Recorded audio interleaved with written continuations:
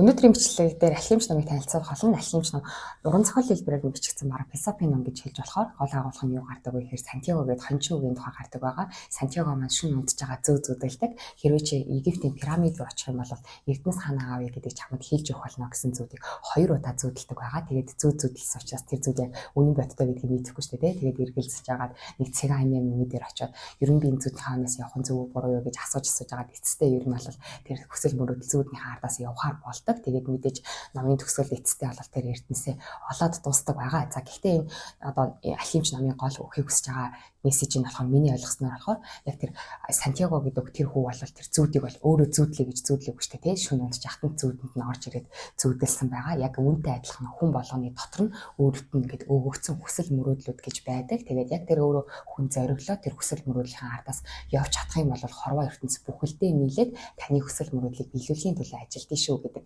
мессежийг өгөхийг хүссэн болов уу гэж ойлгосон байгаа. За мэдээж хүн хүсэл мөрөөдлийн хаанаас явахаар хорвоо ертөнц тэр жигээрээ танд тусална гэл тэгэхээр ерөөсөө зам маань шууд ингээд шулуун болчихно гэсэн үг биш шүү дээ тий. Яг үүнтэй адилхан Сантьяго хүн маань тэр өөртөө тэр дотроос нь өгөгдсөн хүсэл мөрөөдлийн хаанаас явж байгаа ч гэсэн явах замдаа сайн муу хүнтэй уулздаг, сайхан муухай ажил хийж үздэг. За гэхдээ энэ болгон уулзсан олон төрлийн хүн болон хийж үзсэн олон төрлийн ажил нь эцэстээ ерөөсөө тэр хүүгийн сайн сайхны төлөө тэр хүүгийн хүсэл мөрөөдлийг биелүүлэхийн төлөө байдаг гэдгийг бол эцэст нь бол өнгөрснийхэн дараа ойлгодог байгаа. Тийм номын зохиолч ч гэсэн яг энэ сургамжит түүхээр дамжуулаад та ч гэсэн өөрийнхөө дотор өгсөн хүсэл мөрөөдлийн хойноос явах юм бол сайн муу хүнтэй уулзаж болно, заримдаа азтай байж болно, азгүйтэй ч байж болно. Гэхдээ яг эцэст нь том зургаар нь харах юм бол таны амьдралд уулзсан хүн бүр чинь бас таны амьдралд тохиолдсон зүйл болгон чинь таны сайнны төлөө байдаг шүү гэдгийг бас хэлхийг хүссэн юм шиг байгаа. За тэгээ түүхийг дэлгэрүүлээд ярив.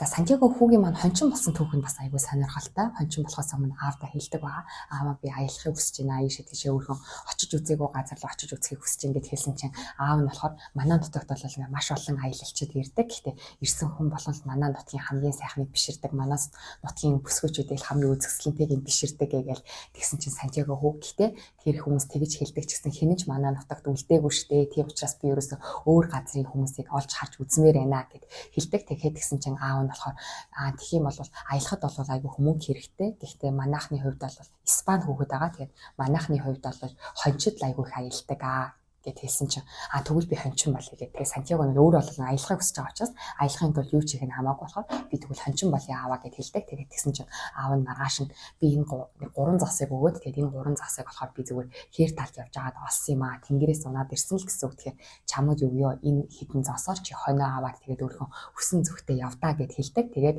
нөгөө хүүхд чинь зоосоо аваад гэхдээ аавынхаа нүд рүү харсан чинь амар эвгүй.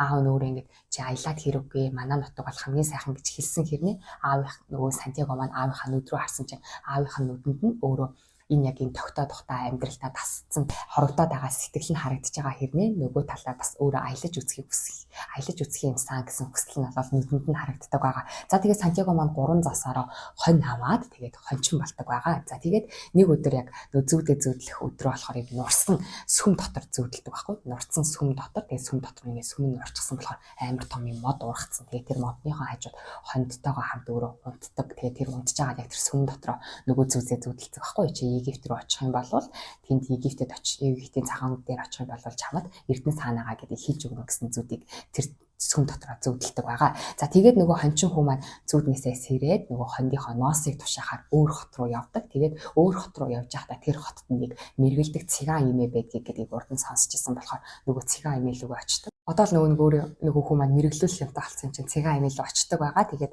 цэгаан эмээгээс би одоо зүүдэндээ миний зүүдэнд нэг хүү гарч ирээд хэрвээ чи Египтийн пирамид руу очих юм бол Эрдэнэс чамд хаанагаа хэлж өгнө гэсэн зүйлийг 2 удаа зүүдэлсэн. Тэгээд би энэ зүүднийхээ хойноос явах нь зөвөө буруу юу?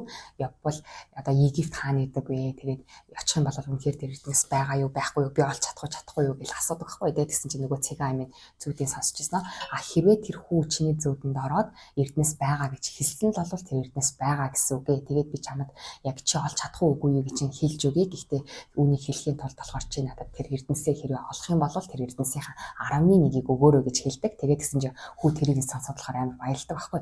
Ягаад тэгэхээр одоо Керман татвар бол хитгэн зоос байгаа штэ. Тэгээд ихтэл хитгэн зоосныхоос өгөхгүйгээр эсрэгээрээ тэр хизээч олох үгүй мэддэхгүй байгаа тэр эрдэнсийн 11-ийг өгөөрөө гэхэр хүү болоо шууд окей гэд хэлээд зөвшөөрдөг байгаа. Тэгээд цэгаа энэ ирээдүйд олох эрдэнсийн 11-ийг авахар болоод хилж өгдөг. Тэгээд хилж өгсөн үг нь юу вэ гэхээр чи тэр эрдэнсийн хойноос яваа чи олж чадна гэдэг үгийг ердөө хилж өгдөг. Тэгсэн чинь нөгөө хүүе би зөвхөн энэ үгийг сонсохын тулд ингэж энэ имийг мөнгө өгөхөөр болчихж байгаа юм уу гэд нөгөө имийгээсээ Египт хааны гэдэг вэ гэдгсэн чинь имээ болохоор би ерөөсөө тэр Египт хааны гэдгийг бол мэдэхгүй. Гэхдээ тэр эрдэнэс бол тэнд байгаа гэдгийг л мэдчихэе гэж хэлдэг байгаа. За тэгээд нөгөө хүү маань өө цэгаа имигээс ийм л үг сонсчихж байгаа юм уу гэд тэгээд нөгөө хоньхоо ноосыг тушаах гад дахиад явдаг. За тэгээд хоньхоо ноосыг тушаах гад явчихсан чинь хажуу талд нэг өвөө гараад ирдэг байхгүй. Тэгээд тэр өвөө өөрийгөө танилцуулахтаа болохоор намайг бол юу Салимын хаан гэдэг. Би бол хаан Мелхизедек овгийн хүн байна. Би бол хаан гэдэг өөрийгөө танилцуулдаг. Тэгээд тэгснээ өвгөө хэрвээ чи надад одоо өөрийнхөө хоньныхоо 11-ийг өгөх юм бол Эрдэнэс хаанаа гавь гэдгийг чамд хэлж өгнө гэж хэлдэг. Тэгээд нөгөө хүн чинь шал танихгүй нэг өвөө гарч ирсэн Эрдэнэс хайж яваагаа нөгөө өвөд хэлээгүй байх чинь шууд Эрдэнэс хаанаа гавь гэдгийг би чамд хэлж өгнө гэлтгсэн чинь нөгөө чинь энэ нөгөө цэгаа имийг л өвөө намайг ирж энэ хоёрлыг болгочихж чинь даа гэж боддог байхгүй. Тэгсэн чинь нөгөө өвөө нь газар ингээл суугаал юм бичтэй. Тэгээ юм бичээд тэгээ нөгөө хүү чинь юу бичиж байгааг нь харсан чинь бүгдийнгийн нөгөө нэг хүүгийн амьдралыг бүгдийн бичсэн ааваасаа нуугаад аавынхаа бууг ашиглаж ирсэн зүйл мүлгэл бүх өөрөөх нь хинт чилж байгаагүй нууцад бүгдийн газар дээр биччихдэг байхгүй. Тэгээ бичсэн чинь энэ нөгөө ерөөсөө тэр цэгаа имигийн өвөө биш юм байна гэдгийг мэдээд тэгээд тэр өвөөтэй ярилцдаг байгаа. За тэгсэн чинь нөгөө өвөө болохоор нөгөө хүүхдэд хэлж өгтөө чи надад хоньныхоо 11-ийг өгөх юм бол би чамд хаашаа явах хэвээр юу хийх хэвээр чи хэлж өгнө гэж тэгдэг. Тэгээд тэгсэн чинь нөгөө хүү чинь амир нөгөө цэгаа амигээс нэг зүйл сурцсан шүү дээ тий. Ирээдүйд олох эрдэнсийн 11-ийг өгнө гэдгээс сурцсан учраас одоо байгаа өөртөө байгаа хоньоо өгмөөргүй санагдаад нөгөө Мелхизедек өвөд хэлдэг байгаа. Би танд ирээдүйд олох эрдэнсийн 11-ийг өгөө хоньоо өгмөөргүй байна гэж хэлдэг байхгүй. Тэгсэн чинь нөгөө Мелхизедек өвөө чинь хүүд хэлэхдээ болохоор алаагүй байгаа барын арцыг 10 хуваагаад ах юм бол алах хүсэл аяанда байхгүй болчдогоо. Тэ ирээдүйд олох тэр эрдэнсээ одоо ч ингэж хуваагаад хүмүүст өгөөд ах юм бол тэр эрдэнсийг олох хүсэл чамд төрхөө болчихноо. Тийм болохоор одоо байгаа энэ хоньныхоо 11-ийг өгөө гэд тэгээ тохирдог байгаа. Тэгээ өвөө бол яг тэр эрдэнэс яг хаана байгаа вэ гэдгийг хэлж өгөхөөс илүүгээр тэрдэнд бол 3 зүйлийг маш тодорхой хэлж өгдөг. За нэг нь юу гэхээр чи үнэхээр чин сэтгэлээсээ хүсхийн болвол хорвоо ертөнц бүгдээрээ чиний хүслийг биелүүлэхийн төлөө ажиллах болно. Тийм учраас маш тодорхой хүсэх хэрэгтэй гэсэн зүйлийг захидаг. За хоёр дахь нь болохоор дохой тэмдгийг ажиглаж яваарай. Тэгээд чи өөрөө хүсэл мөрөөдлөө биелүүлэхийг хүсэл мөрөдлөхөн ардаас явж ахт чинь хорвоо ертөнц бүгдээрээ чамд чиний сайнны төлөө чамлаа дохой илээх болно. Тэр дохой болгоныг анзаараараа зүг сэтгэл дотор ч одоо зүн совин горчин чамд дохой илээх болно. Тэр дохой болгоныг анзаараараа тэгээ зүг сэтгэлээ дагаараа чагнаараа гэж захидаг байгаа. Тэгээ гурав дахь нь болохоор энэ байгаль дэлхийн хүн гэдэг чинь ерөөсө бүгдээрээ юм нэгдмэл цул шүү. Чи ч өөрөө байгаль дэлхийнхаа нэг хэсэг, байгаль дэлхийн чинь ч гэсэн чиний нэг хэсэг. Бүгдээрээ л нэг л бурхны бүтээл. Учраас бүгдээрээ нэгэн цул шүү гэсэн энэ 3 зүйлийг захиж хэлдэг байгаа. За тэгээд нөгөө хүн маань яг цэгаа имэж ч гэсэн эрдэнсийн 11-ийг өгөхөөр болсон хэрнээ олигтой юм сонсож чадаагүй, өвөөтэй уулзснаа ч гэсэн олигтой юм сонсож чадаагүй гэдэг. За гэхдээ өвөө нь бол хүүд нэг юм 2 чулуу өгдөг байгаа.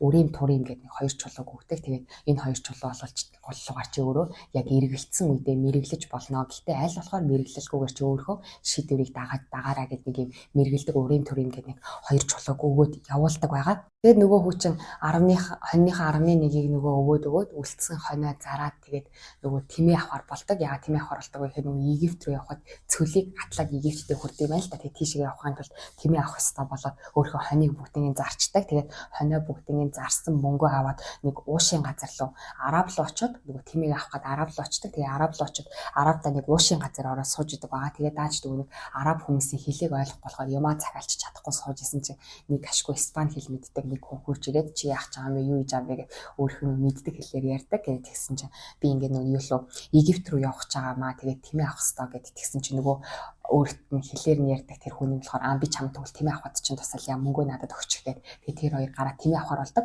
Тэгээд тэгсэн чинь нөгөө юу тэр уушийн газрыг эзэн болохоор нөгөө хоёрлоо ингээл амар үг ингээл муухай үг хэлээд байдаг хгүй. Гэтэ юу хэлж байгааг мэддэхгүй. Гэтэ биеийнх нь хэлэмжээр бол ингээл амар уурлал юм хэлээл. Тэгсэн чинь нөгөө шинхэн тайлан тэр уушийн газрын эзнийг түлхээл нөгөө Сантьягог аваад уушийн газраас гардаг байхгүй. Тэгэл тэгсэн чинь амар Сантьяго дотроо бодохтой болохоор дохой тэмдгийг амар сайн анзаараараа гэж тэгсэн. Тэгэхээр энэ уушийн газрын эзэн сая намайг яг дээрэмдэгчсэн чинь шин танил маань намайг энэ хүнээс аварчлаа да гэж бодол нөгөө танилдаа ихтгэл явж идэх байхгүй. Тэгэл нөгөө хоёр чинь тэмээ авахар болоод захлаа байдیں۔ Тэгээд захлаа очсон чинь нэг аюу гой сэлэн байгаад тэгээд Сантьяго энэ ямар гой сэлэн бэ гэж хараад байжсэн чинь гид нөгөө шинхэн танил нь мөнгөний аваад алга болцсон. Шинхэн танил нь юу ч алга болцсон. Тэгээд нөгөө хүү чинь яна уушийн газрын эзэн намайг дээрэмтэх гэжсэн чинь энэ хүн аварлаа. Энэ хүн шин танил маань миний одоо тохио тэмдэг байна гэж бодсон чинь би тохио тэмдгээ буруу уншсан байж тээ. Харин ч эсвэргээрээ энэ шин танил маань намайг дээрэмтэх гэж байхад тэр уушийн газрын эзэн амир ингээд уурлаад надад юм хэлээд байсан. Чи дээрэмтүүлэх чинь алаа чи луурч гэдэг үгийг хэлж исэн юм байна да гэд сүлд нь ойлгодог. Өөрөө тохиогоо буруу уншсан байна гэдгийг ойлгодог байгаа. Тэгэхээр үүгээрээ бас ингээд хороо ертөнц болол чамд байнга тохио илгээдэг гэдгийг хэлж өгч байгаа. За гэхдээ тэр тохиог нь бас буруу унших бас магадлалтай шүү гэдгийг бас үгээр харуулсан юм шиг байгаамаа. За тэгээд нөгөө араб гэсэн шинэ улсад очсон тэр газрынхаа хэлийг мэдэхгүй тэгээд дээрэс нь ямар ч мөнгөгүй болсон, хоньгүй болсон. Тэгээд уул нь яг тэр өдрийнхөө өглөөний гэхэд Сантьяго бол бүх өөрөөр хэлийг мэддэг хүмүүсийн дунд хоньтойгоо байсан, мөнгөтэй байсан боловч ингээд орой болсон чинь гинт өөр бас хэлийг мэдгүй өөр улсад ямар ч хоньгүй, ямар ч мөнгөгүй тэгээд зогсож байгаа байхгүй. Тэгээд Сантьяго маань юу вэ энэ одоо ингээд нар мандахаас жаргахын хооронд хүний амьдрал ингээд өөрчлөгдөж болт юм байна. Хүний амьдралынхаа туршид цоглуулсан зүйл чинь ерөөсөө нар жаргахаас нар мандахаас нар жаргахын хооронд алга болчих болох юм биш үү гэдгийг ойлгоод. Тэгээд хүмүүс маань тэр захтаа унтаад тэгээд маргааш өглөө нь болохоор нэг ийм уулын том орой дээр байсан нэг тийм болор хундаг зардаг дэлгүүрийг хардаг байхгүй. Тэгээд өлсөөд тэр болор хундаг зардаг дэлгүүр лүгээ ороод харсан чи ямар ч хүнгүй тэгээд нөгөө худалдагч нь байж идэг. Тэгээд нөгөө болруудыг харсан чинь болохоор амар юм халтар тоосон дарагдсан болрууд байгаад тэгээд тэгсэн чи Сантьяго маань би өлсөөд ийна надад хоол өгөөч би оронд нь танаа хундгууд чинь бүгд ингээд цэвэрлээд өгөө гэд хэлээд тэгээд тэр хундгуудыг энэ бүгдийг ингээд цэвэрлээд айгу гой алгаа тавьчихсан чинь нэг хоёр үйлчлүүлэгч орж ирээд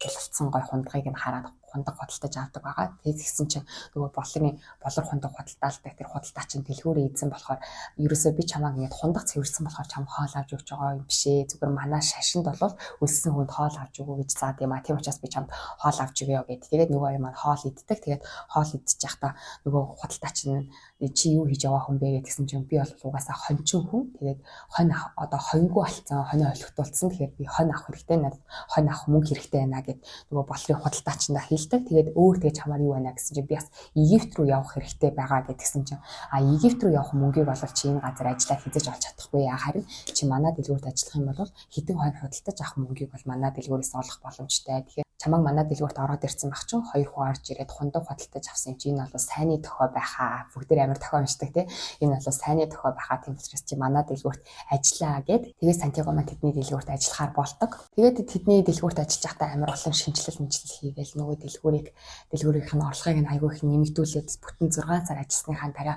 Сантьяго маань явахаар болдог байгаа. За тэгээд тэгсэн чинь нөгөө болрын худалдаачны хүсэл мөрөөдлийг бас асуудаг байхгүй та бас яг нэг дэлгүүр эзнээсээ та юу юу хүсэж мөрөөддөг хүн бэ гэдгсэн чинь нөгөөх нь аюу шашинтай хүн байгаад тэгээд шашинд нь тэдний шашин болохоор 5 зүйлийг аюу сайн хийх ёстой гэж заадгийг тавдах нь болохоор нэг кема гэлөө дээ юу гэлээ нэг уулахын нэрийг санддаг явуултаач нэг тийм уул руу очиж хүн нэг удаа заавал мөргөх ёстой гэсэн тийм дүрэн байдаг гинэ. Тэгээд өөрөө олон тэр худалдаач нь залуу байхад бол тэр уул руугаа очиж мөргөхийг хүсэжсэн боловч мөнгө байхгүй тэгээд тэр уул руугаа очиж мөргөх мөнгө олохын тулд болор хундах зардаг дэлгүүр нээсэн байдаг. За гэхдээ анх тэр болор хундаг зардаг дэлгүүрээ нээсэн чи дэлгүүр нь амар сайн орлоготой сайн ажиллаад исэн чинь сүүлдээ яг тэр нөгөө уул руугаа очиж мөргөхийн тулд нөгөө дэлгүүрээ хүнд хариуцлах хэрэгтэй болдог. Тэгээд хариуцлах хүн олдохгүй байсан учраас сүүлдээ бол нөгөө мөрөөдөл хаяад хундагныхаа юуг ажилуулад дэлгүүрээ ажилуулад өдийг хүрлээ гэж ярьдаг. Тэгээд амар сонирхолтой байгаа зү тий.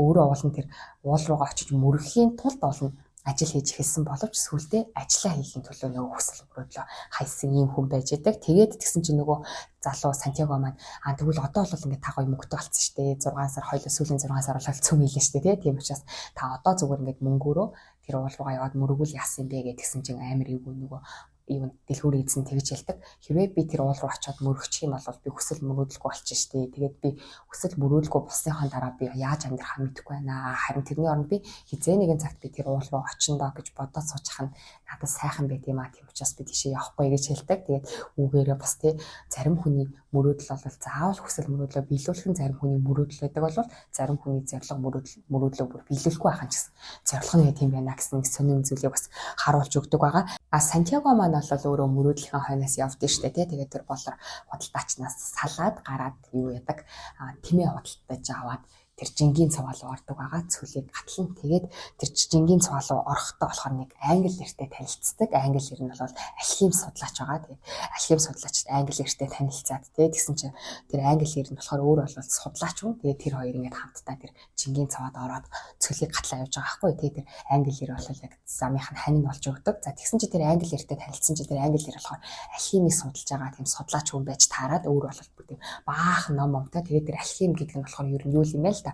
Нийтлэг хэл одоо ер нь хороо ертөнц гэсэн энэ бүхий л ертөнцийн чинь бүхий л хүмүүсийн чинь ерөөсөө нэг л бурхан бүтээсэн шүү дээ. Тэгэхээр эдгээр чинь бүгдээрээ хоорондоо ойлголцдог нэг хэл байдаг. За гэхдээ тэр хэл нь бол бидний нам хэлээр ойлголцдог хэл биш. Нийтлэг зүрх сэтгэлээр ойлголцдог тийм нийтлэг хэл байдаг. Тэгээд тэр англи хэл нь болохоор тэр нийтлэг хэлд нэвтрэхийн тулд архив гэдэг зүйлийг судалж байгаа хүн байж таардаг. За тэгсэн чинь нөгөө англи хэл бол байнга л ингээл ном уншаал явж идэг.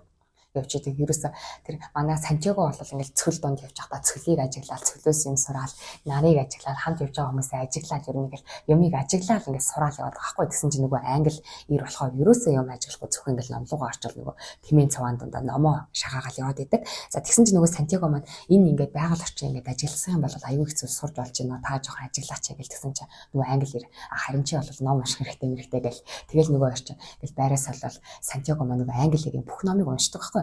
Тэгээд тэгсэн чинь нөгөө англи хэрэн за чи тэгээд наад миний алхимийн эрдэм шинжилгээний одоо тэр шинжлэх ухааны номноос юу сурваа юу харагдаж чинь да гэл тэгсэн чинь тэр алхим гэдэг зүйл болохоор жижигхэн чулуун дээр яг юм хорвоо ертөнцийн яг юм нууцыг бичсэн байт юм л да нэг жижиг чулуун дээр тэгээд тэр баахан алхимийн ном нь болохоор тэр жижиг чулуун дээр бичсэн зүйлсүүдийг ингээд дэлгэрүүлээд баахан ном болгоод бичсэн. Тэгсэн чинь нөгөө Сантьяго хүн маань болохоор яг тийм нэг судлаач модлаач юм биш яг зүгээр нэг цэвэр ариун нүдээр харж байгаа шүү дээ ямар ч тийм өөр мэдлэг хуучин мэдлэг байхгүй учраас шууд байгаагаар нь харж байгаа. Тэгээд нөгөө номнуудыг уншаад утсан чинь энэ номнуудыг би ингээд уншаад утсан чинь ерөөсөө энэ ном дээр яриад байгаа юм чинь нэг л чулуун дээр ингээд бичих хэмжээний энгийн ойлгомжтой тэр нууц гэдэг зүйл чинь ер нь энгийн зүйл юм биш үү гэдгийг ойлголоо гэж хэлдэг. Тэгсэн чинь нөгөө англи ирч амар өөрхөн мэдлэгийг үгүйсгэж байгаа юм шиг санагдал бүр шууд ном буцаагаал булаагаал аваад тэгэл буцаагаал нөгөө ирч ингээд жингийн цаанд явж байгаа байхгүй.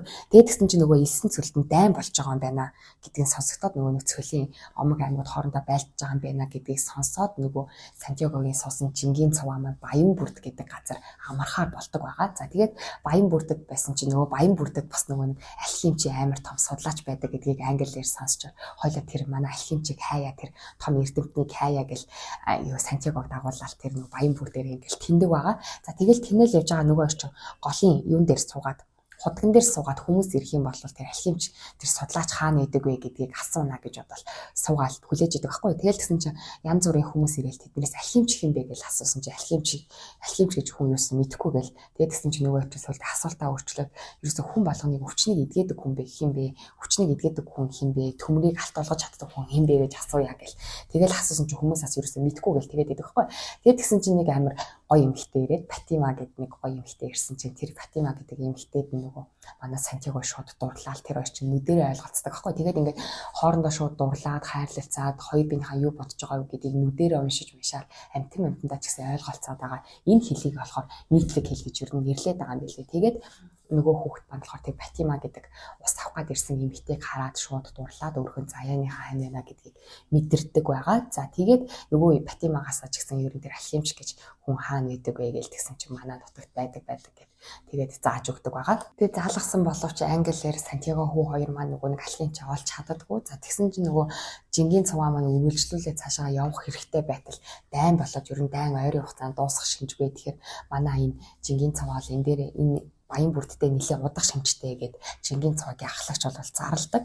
Тэгээд тэгсэн чинь нөгөө хоёр чинь нөгөө англиэр бол нөгөө алхимч хаагаал идэг. Тэгээд Сантьяго маань болохоор 9 цөлийг ч ажиглаад тэгээд энэ уул усыг ч гэсэн ажиглаад ер нь нэртэй ингээл нөгөө ойлголцож сордог байхгүй. Тэгээд тэгсэн чинь нэг өдөр ингээд байжсэн чинь хоёр шонхор урт талд нь ингээл нисээлээдэг. Тэгсэн чинь дотроос нь ерөөсөө ингээл нөгөө урд нь уулзчихсан Мелхизедек өвөө нь хороо ертөнц залуу чамд ингээд тохоогоор юм хэлнэ тийм учраас чи зүрхээ сайн шагнах хэрэгтэй гэд хэлсэн шүү дээ.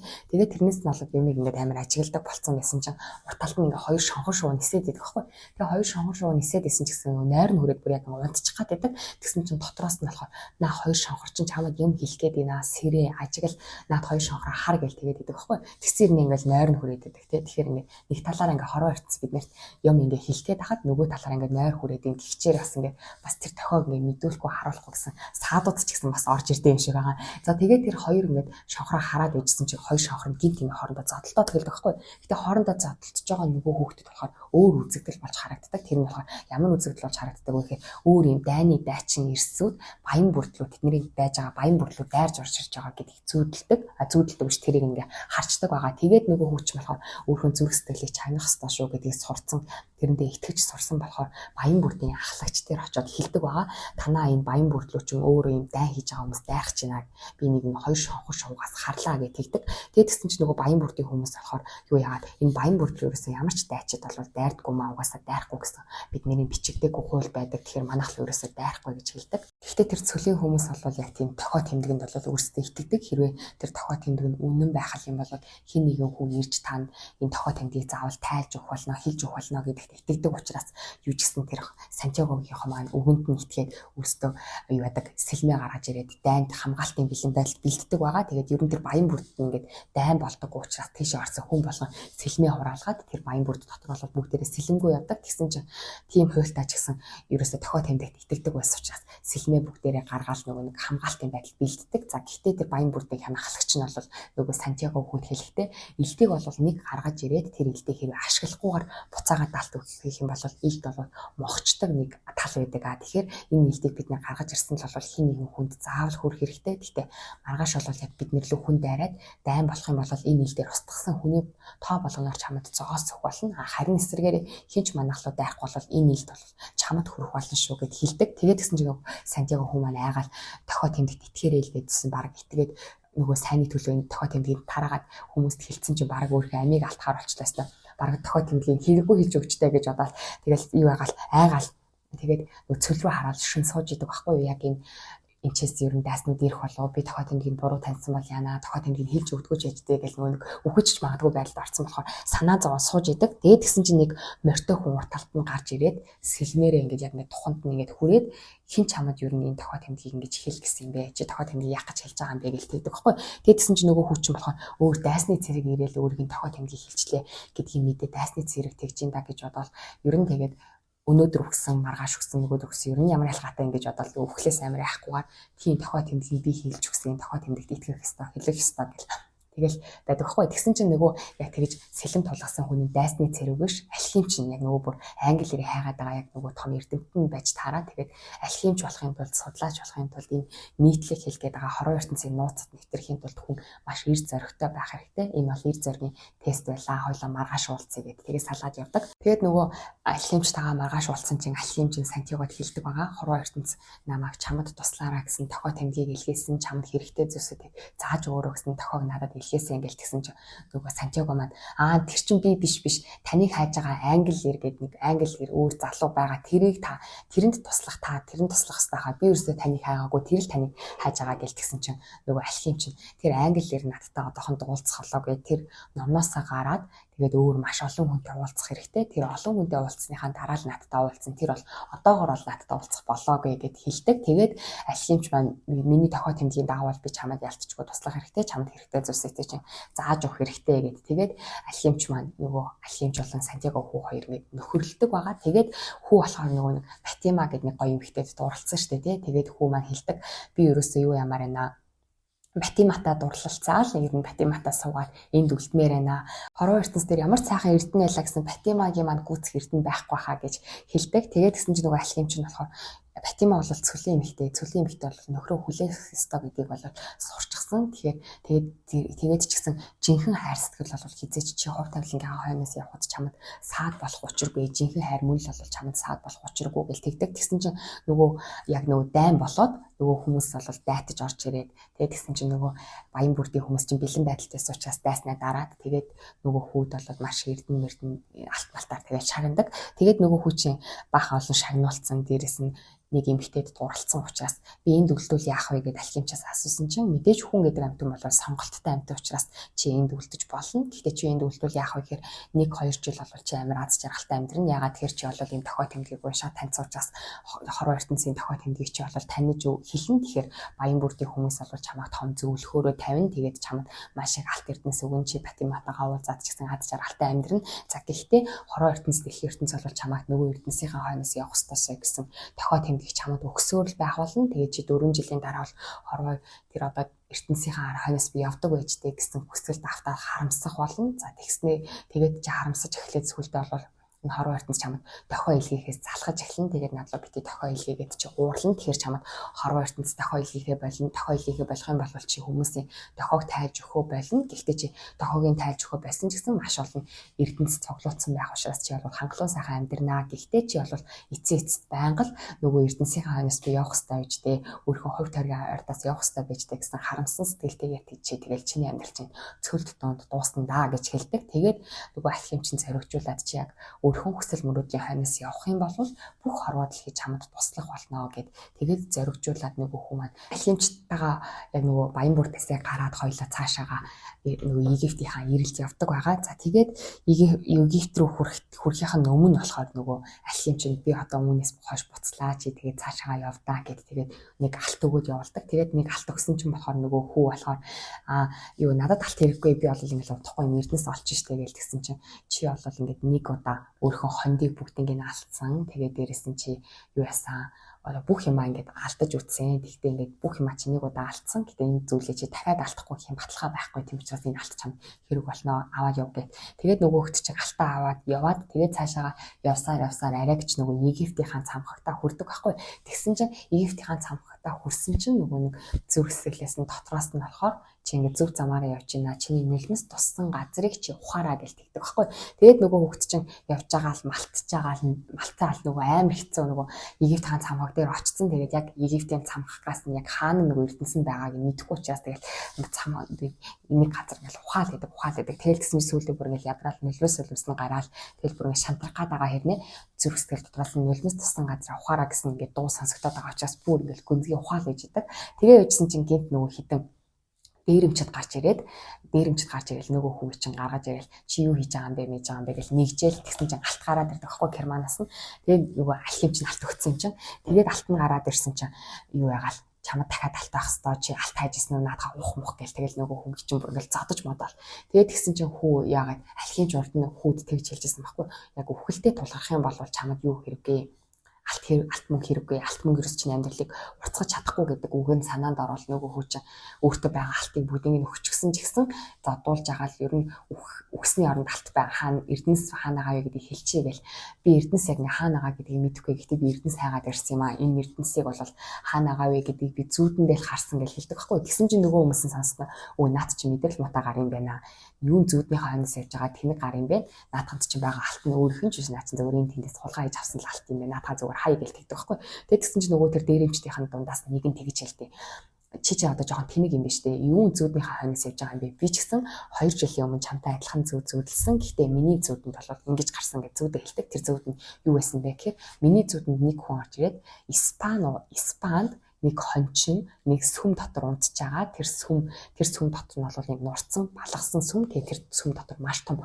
мод байгаа тэр модны дор эрдэнэс байгаа гэсэн зүйлийг би зүүдэлсэн гэж хэлээд тэгээд яваад өгдөг. Сантьяго хүү хэлсэн байгаа. Испанд нэг тийм нурцсан сүм байгаа. Тэр сүм дотор хончин унтчихсэн. Тэр сүм дотор байгаа гэдгсэн чинь Сантьяго өөрөө нөгөө номын ихэнд болохоор тэр газараа тэр зүүдийг зүүдэлтэй штэ тий. Гэхдээ Сантьягогийн зүүдэнд бол Египтийн цамхаг дээр очих юм бол чамд хаана эрдэнэс байгаа вэ гэдгийг хэлж өгнө гэтэгдэг. Гэхдээ өөрөө бол эрдэнэсийн хаан дээр Сантьяго унтчихсан боловч зүүдэнд нь бол заавал Египт рүү яваа гэж хэлсэн байдаг. За гэхдээ ягаад одоо яг өөрийнх нь хайж байгаа эрдэнэс бол яг өөрийнх нь доор байсан боловч Сантьяго маань тэр Египт гэдэг газар руу очсноороо өөрийнхөө хайртай эмэгтэйг тэр замдаа танилцчихж байгаа. Тэгээд цэга эмээтэй уулзсан, боловчны болор хундаг зардаг хүнтэй танилцсан. Нөгөө хамгийн гол бүр Мелхизедек гэдэг өвөөтэй танилцсан. Гэх мэтчлэнгээр энэ хүмүүстэй уулзсан л өөрийнх нь яг хувь тавилан байсан. Яг хайгаад исэн эрдэнэс нь бол өөрт нь байсан байгаа. За гэхдээ энэ аян зам явах амьдрах явцдаа бол хэрэгтэй хүмүүстэй уулзаж хэрэгтэй зүйлсүүдээ олсон байдаг байгаа. Тэгээд хүмүүс маань ер нь миний ихэлсэн цэг дээр л нөгөө эрдэнэс байсан юм байна гэдгийг ойлгоод нөгөө очоод нөгөө эрдэнэсээ олдог байгаа. За тэгээд эрдэнэсээ олсныхаа дараа нөгөө цэга эмээ дээр очиж 11 өгөх ёстой, Фатима лугаа очих ёстой, нөгөө хайртай эмэгтэйлгөө буцах ёстой гэж боддог. За тэгээд энэ түүхээс болохоор намын зохиолч хэлхийг хүссэн гол санаа нь болохоор би ингэж ойлгосон байгаа. Яг ингээл хүү болол өөрөө ингээл хончин болноо, тэр Египт рүү очноо, эрдэнэсийг олноо гэл ингээл яг зориглоход аав нь ч гэсэн ингээл хойно авах мөнгийг нь өгөөл тэгэл замдаа тааралцсан хүмүүс нь өөрийг нь зарим хүмүүс нь холигдсон ч гэсэн ерөнхийдөө бол тааралцсан уулзсан хүн болгоно л тэр Египт лифт гэсэн тэр газар руу очих замд нь бол ингээл бүгдээр алхам алхмаар тус болсон шүү дээ, тий. Тэгэхээр ялцчгүй нөгөө Мелхизедек өвөгийн хилтэйгээр чи өөрөө л яг ингээл хорвоо яг л нэг зүйл ичин сэтгэлээсээ хүсээд түүнийхээ дагуу явж чадах юм бол энэ хорвоо ертөнц гэдэг чинь бүхэлдээ чамд тусалдаг шүү гэсэн мессежийг өгөх юм зорьсон юм шиг байгаа. За хоёр дахь нь болохоор нөгөө хүн маань нэг зах дээр бүх мөнгө алдсан шүү дээ, тий. Алдаад гэхдээ бүх мөнгө алдсан ч гэсэн тэр бүх мөнгө алдсныхаа хүчин болор хундаг зардаг хүн дээр очдөг байгаа. Тэгээ болор хундаг зардаг хүнтэй танилцсанараа болор хундагыг цэвэрлэх явцдаа тэрийг цэвэрлэх тоолондоо өөрхөн зөв сэтгэл нь ариусж байгааг өөрөө ч гэсэн анзаарч манзаараад тэгэл тэр цоошин болор хундаг зардаг тэр хүнтэй танилцаж манилцаад тэгээ тэр хундагыг зарж байхдаа ч гэсэн маш их зүйлийг сурдаг. Тэгэхээр яг тэр бүх мөнгө алдсан ч гэсэн тэр болор хундах чинь та уулзахын төлөө бүх мөнгө алдсан юм шиг, тий. Тэгээ тэрнийхээ дараа нөгөө дээрэмчдтэй тааралдаад архимч өгсөн алтыг алдчихдаг. Тэр дээрэмч нартаа маш их зодуулдаг. Тэгээд нэг талаас нь харах юм бол энэ маш муу зүйл юм шиг хэрнээ тэгэж зодууснараа тэр дээрэмчдтэй тааралцснараа тэр дээрэмчнэр нь тэр эрдэнэс яг хаана байгаа вэ гэдгийг нь хэлж өгдөг. За тэгэхээр үүгээр болохоор номын зохиолч болохоор таны амьдрал тохиолдож байгаа сайн муу бүхий л зүйл чинь бүгдээрээ таны яг эцсийн таны хамгийн сайн сайхны төлөө байдаг шүү гэдэг мессеж өгөх юм шиг зорьсон юм шиг байгаа. Одоо яг нэг богино хугацаанд одоо харахад танд ингээд муу зүйл тохиолдоод байгаа юм шиг азгүйтэй байгаа юм шиг боловч урт хугацаанд бол тэр чинь бүгдээрээ утга учиртай бүгдээрээ таны хамгийн сайн сайхны төлөө шүү гэдэг мессежийг өгөхийг зорьсон юм шиг байгаамаа. За тэгээ өнөөдрийн бичлэг дээр Алхимч номыг танилцууллаа. Алхимч номын арт талтнаас аягүй гоё юу гэдэг. Өөрт байхгүй нандин эрднийг олъё гэж шийдсэн л бол өөрөө чи өөрчлөгдөх учиртай. Тэгэхээр урт хожид хүртэж байгаагүй гоё зүйлийг авахыг хүсэх юм бол урт хожид хийж үзээгүй зүйлсүүдээ хийж үзэх хэрэгтэй, өөрчлөгдөх хэрэгтэй гэж бас хэлсэн байна. За тэгээ дараагийн бичлэгээр уулзъя баяр таа.